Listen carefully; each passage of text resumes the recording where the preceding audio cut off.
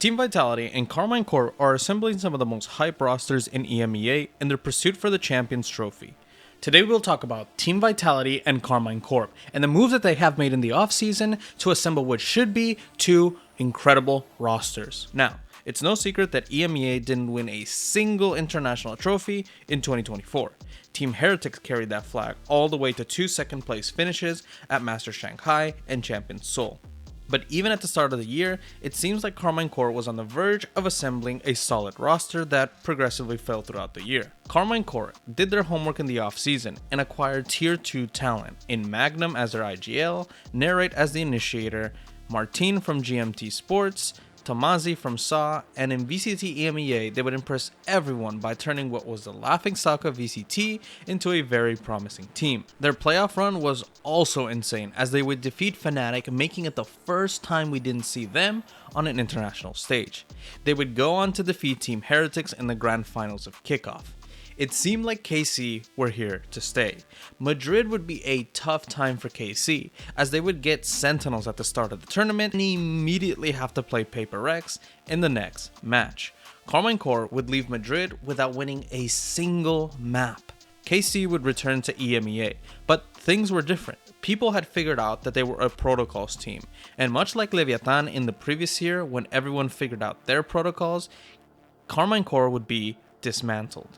KC would end the split 1 with a 3-2 record, squeezing into playoffs, but the damage was done and Fnatic and Foot wouldn't give them a single map in playoffs. Stage 2 was even worse at this point. They would beat BBL in week 1 but lose out the rest of their matches. The roster changes were inevitable. Narrate would become a free agent and he would join a North American team. And if you'd like to know the North American team he joined, you can check out my video right here where I talk about the legendary initiator he has to replace. Tomazi, Shin, and Magnum were struggling a great deal in performance and in leadership, and as a result, all of them would be dropped following stage 2. Now, KC had only one player on the roster in Martin. On the other side of the French coin, we had Team Vitality. Vitality had created somewhat of a bizarre roster in the 23 and 24 offseason. They had kept Sender, picked up Runner from Diamant Esports, Kicks from Latarias, Trex from Koi, and used Destrian as a stand-in. But by far the biggest signing would be Sayf from Team Liquid. Vitality would struggle at the start of Kickoff, winning against Gentlemates and losing to Fnatic, then losing to KC in the play-ins, and mathematically being eliminated from playing at playoffs. Stage 1 would welcome back Trex, and despite winning 3 of their 6 games, Vitality would end up missing playoffs due to map differentials. Stage 2, Sayf took off the gloves and returned to the duelist role, and showed why he still got what it takes to be one of the best duelists in EMEA. And in one of my favorite moments last year, he would trash talk Team Liquid for having horrible management. And trashed me as a player, and I feel like they said I left, but I did not leave.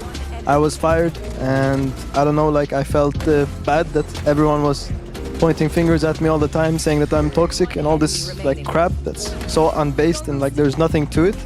And for me, it just feels good to absolutely fuck them.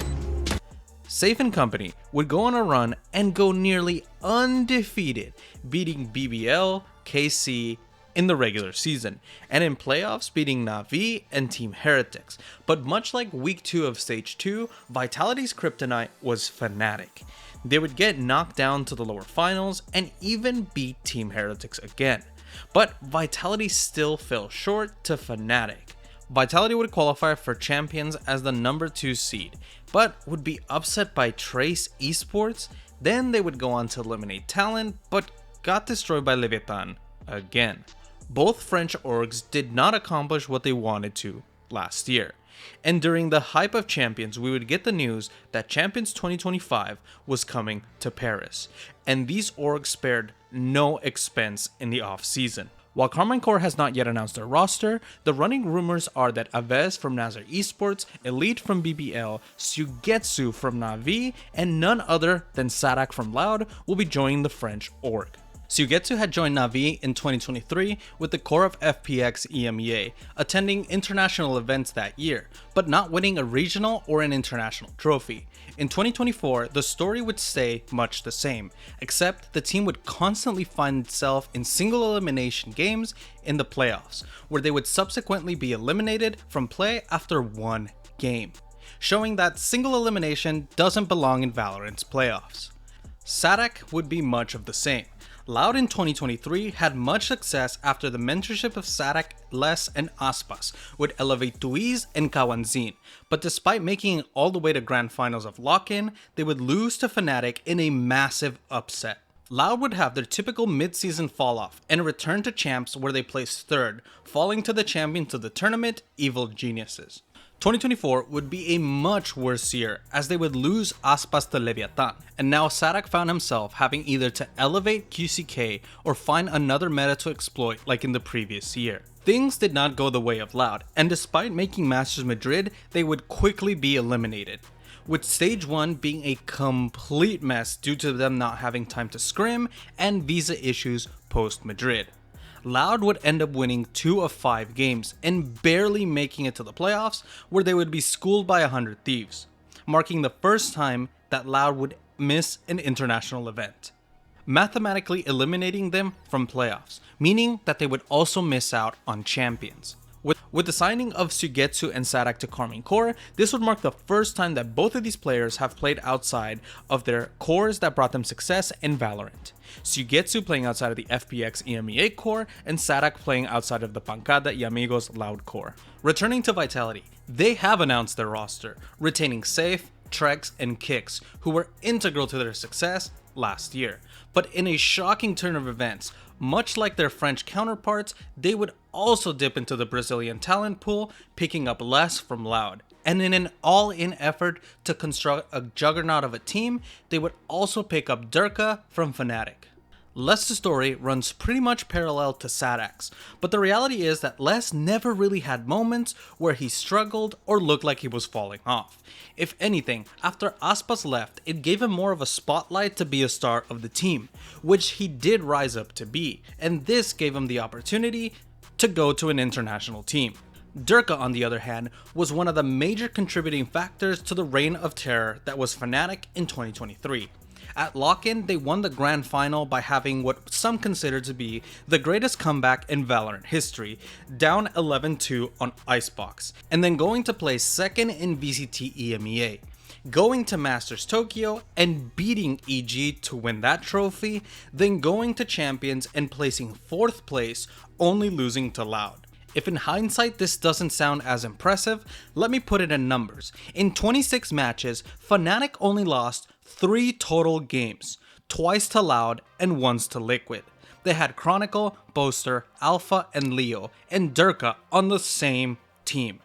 2024 would be a rough year for Derke and Fnatic. They would miss out on Masters Madrid, and while they did win VCT EMEA Stage 1 and 2, they did struggle on the international stage, not placing anywhere near what they did in the previous year.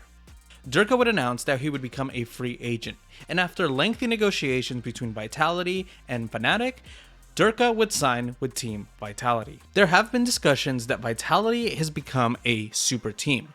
With Les, Sayf, and Derke being on the same team, we don't really know how well the team will pan out, especially if Sayf is playing at the IGL role. What do you think? Let me know in the comments below. I for once am just happy that Sayf will have a really solid team, as he is one of my favorite players in EMEA, and hopefully he wins another trophy. Hey, thanks for watching. If you made it this far, how about checking out another video, like the replacements for Tens and Saucy, where I might talk about Narrate in that video, or the one right here about the crash out of Marv, Chet, and Bunker. And if you like this video, please leave a comment, a like, and a subscription. It helps out the channel a lot. Thank you for watching, and have a nice day.